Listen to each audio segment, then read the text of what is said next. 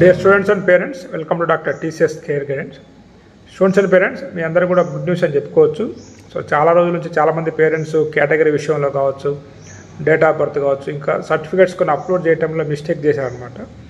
So ఎవరైతే session 1, session 2 apply చేశారో JEE mains, మీ అందరికీ కూడా కరెక్షన్ విండో అనేది ఓపెన్ అయింది కాబట్టి ఏమేమి కరెక్షన్ చేసుకోవచ్చు ఏందనేది కూడా మనం మొత్తం ఇక్కడ డిస్కస్ చేద్దాము. సో దీనికంటే ముందు అసలు వాళ్ళు ఇచ్చినటువంటి నోటిఫికేషన్ ఏందనేది చూసుకుంటూ సో మనం ఏమేమి కరెక్షన్ చేయొచ్చు అంటే ఏప్రిల్లో కొత్తగా అప్లై చేసిన వాళ్ళు ఏం కరెక్షన్ చేయొచ్చు, అదేవిధంగా జనవరిలోనే అప్లై చేసిన వాళ్ళు అంటే జనవరి సెషన్ కంటే ముందే అప్లై చేసిన వాళ్ళు ఏమేమి కరెక్షన్ చేసుకోవచ్చు అనేది మొత్తం కూడా మనం వెళ్ళచ్చు. సో మన ఈ నోటిఫికేషన్ చూసినట్లయితే సో మనకి నోటిఫికేషన్ ఈరోజు మార్నింగే వచ్చింది. సో ఇక్కడ మీకు క్లియర్ కట్గా ఇచ్చారనమాట. అంటే ఫిబ్రవరి 27th and 28th up to 11:50 వరకు మీరు కరెక్షన్ అనేది చేసుకోవచ్చు.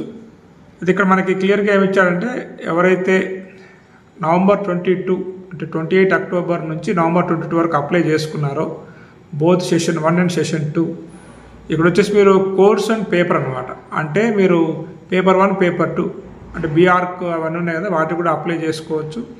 అదేవిధంగా మీడియం ఆఫ్ క్వశ్చన్ పేపర్ అది కూడా మీరు చేంజ్ చేసుకోవచ్చు. స్టేట్ కోడ్ ఎలిజిబిలిటీ అది కూడా చేంజ్ చేసుకోవచ్చు. ఎగ్జామినేషన్ సిటీస్ ఏమైనా ఉన్నట్లయితే వాటికి సంబంధించి కూడా మీరు చేంజ్ చేసుకోవచ్చు. ఎడ్యుకేషనల్ క్వాలిఫికేషన్ డీటెయిల్స్ కూడా ఉన్నా కానీ అవి కూడా చేంజ్ చేసుకోవచ్చు. జెండర్ అండ్ కేటగిరీ వాటిని చేంజ్ చేయొచ్చు. ఫీజ్ పేమెంట్ కనుక మీరు చేయనట్లయితే అంటే ఏమన్నా అప్లికబుల్ ఉన్నట్లయితే ఫీజు పే చేయాల్సి ఉంటుంది అనమాట.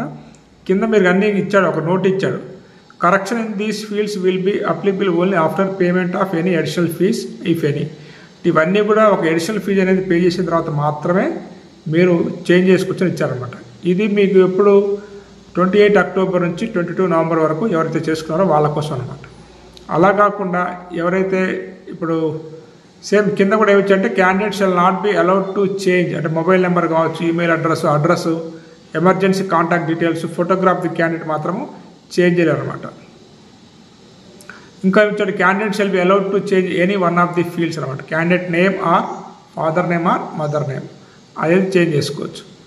నెక్స్ట్ వచ్చేసి ఎవరైతే న్యూలీ క్యాండిడేట్స్ ఏప్రిల్ సెషన్ మాత్రం అప్లై చేశారో సో వాళ్ళు కూడా కింద educational qualifications, state of code of eligibility, date of birth, gender, category, sub category, పీరియడిటీ, సిగ్నేచర్, పేపర్ అనమాట. సో ఇవన్నీ కూడా వీళ్ళు చేంజ్ చేసుకోవచ్చు.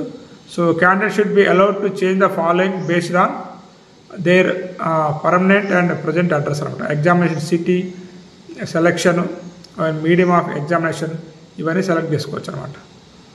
సో ఇది స్టూడెంట్ అయితే మనకి ఎన్టీఏ ఈరోజు రిలీజ్ చేసినటువంటి ప్రెస్ నోట్ అనమాట.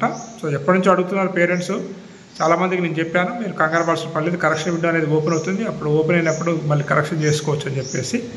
సో కాబట్టి ఎవరైతే మిస్టేక్స్గా అప్లోడ్ చేశారో అదేవిధంగా మీకు ఏదైతే మీకు సర్టిఫికేట్స్ అప్పుడు రానప్పుడు మీరు ఓపెన్ కేటగిరీలో అప్లై చేసినట్లయితే ఇప్పుడు మీరు సర్టిఫికేట్స్ అనేది వచ్చిన తర్వాత మీ కేటగిరీని కూడా చేంజ్ చేసుకునే అవకాశం ఉంది కాబట్టి అది కూడా ఒకసారి మీరు చూసుకున్నాం. సో ఈ వీడియో నచ్చిందని కూడా నెక్స్ట్ మళ్ళీ కలుద్దాం. Have a nice day. All the best for your bright future.